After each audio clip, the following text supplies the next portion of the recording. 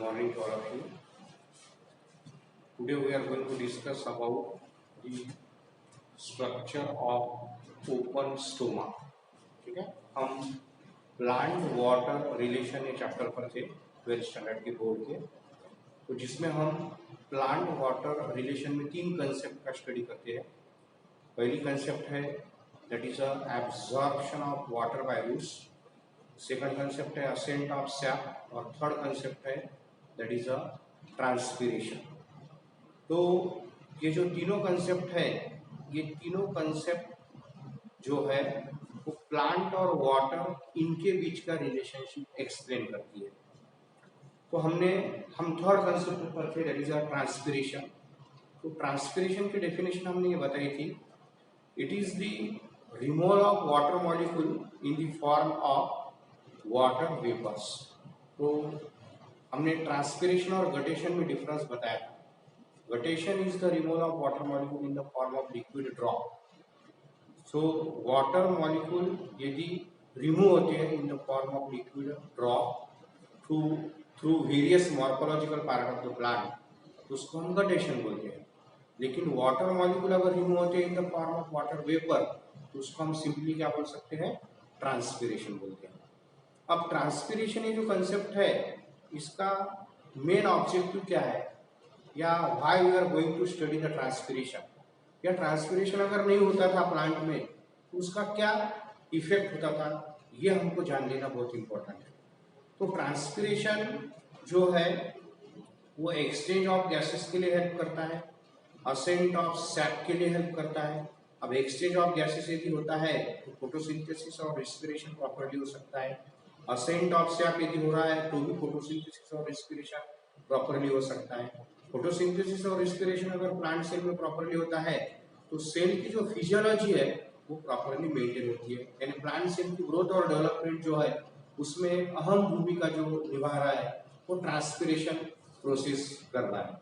अब ट्रांसपीरेशन के जो है हमने तीन टाइप्स स्टडी करे। There are three types of transpiration, जो पार्ट मॉर्फोलॉजिकल स्ट्रक्चर्स या एनाटॉमिकल स्ट्रक्चर्स जो उसमें इन्वॉल्व होता है उस पर से ट्रांसपीरेशन की तीन टाइप्स है।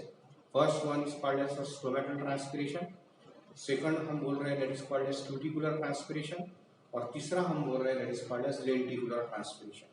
तो स्टोमेटल ट्रांसपीरेशन यानी the transpiration which can occurs through stomata.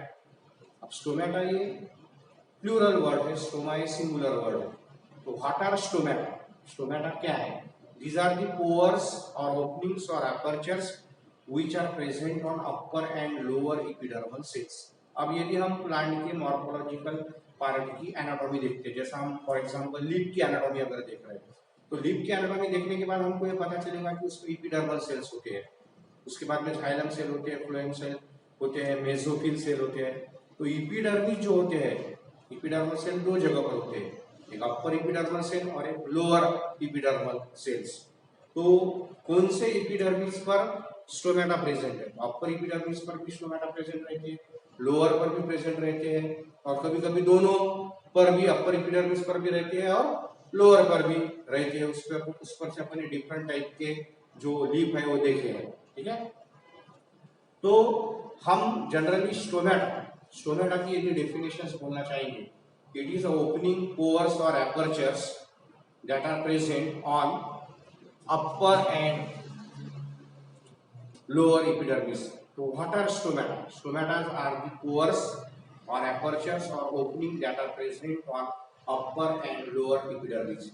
तो ये जो स्टोमा है या स्टोमेटा है, इसको हमने अगर लिप से आइसोलेट किया, सेपरेट किया, और उसको यदि हम इलेक्ट्रॉन माइक्रोस्कोप के अंदर यदि हम स्टडी करेंगे तो उसका स्ट्रक्चर हमको कैसा दिखेगा, क्योंकि हमको स्टोमेटल ट्रांसपीरेशन का मैकेनिज्म देखना है। तो स्टोमेटल ट्रांसपीरेशन का मैकेनिज्म हम तब प्रॉपर्ली अंडरस्टैंड होंगे जब हम स्ट्रक्चर ऑफ स्टोमेटा हमको पता रहेगा।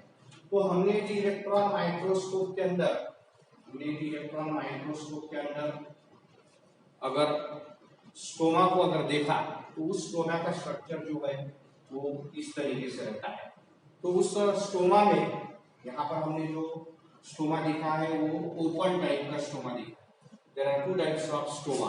स्टोमा के हम दो टाइप बताते हैं, एक है ओपन स्टोमा और एक है that is called as close stoma. तो जिस स्टोमा में स्टोमेटल पोर्स क्या रहते हैं, ओपन रहते हैं, so that kind of stoma is called as, उसको हम क्या बोलेंगे, ओपन स्टोमा। और जिसमें स्टोमेटल पोर क्लोज रहेंगे, that kind of stoma is called as, उसको हम क्या बोलेंगे, क्लोज स्टोमा। तो मैंने यहाँ पर जो डायग्राम निकाली है, तो कौन सी डायग्राम है, that is structure of open stoma. क्यों इसको हमने ओपन स्टोमा बोला, क्योंकि यहाँ पर स्टोमा सेल्स जो है वो वाइडनिंग हुआ उसका, नैरोइंग नहीं हुआ। वाइडनिंग होने की वजह से क्या हो गया, स्टोमेटल पोर्स क्या हो गए, ओपन हो गए, जिसकी वजह से भविष्य में ट्रांसपिरेशन होगा। ठीक है, तो इसलिए हमने इसको क्या बोला, दैट इज ओपन स्टोमा।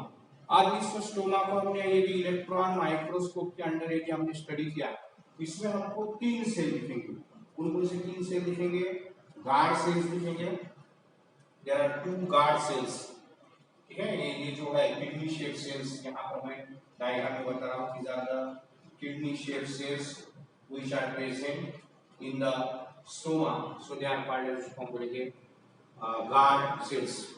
तो गार्ड सेल्स डाइकोटिलेडोनस प्लांट के लीफ के स्टोमा में अलग शेप का होता है, और मोनोकोटिलेडोनस प्लांट के लीफ के स्टोमा में अलग शेप का होता है।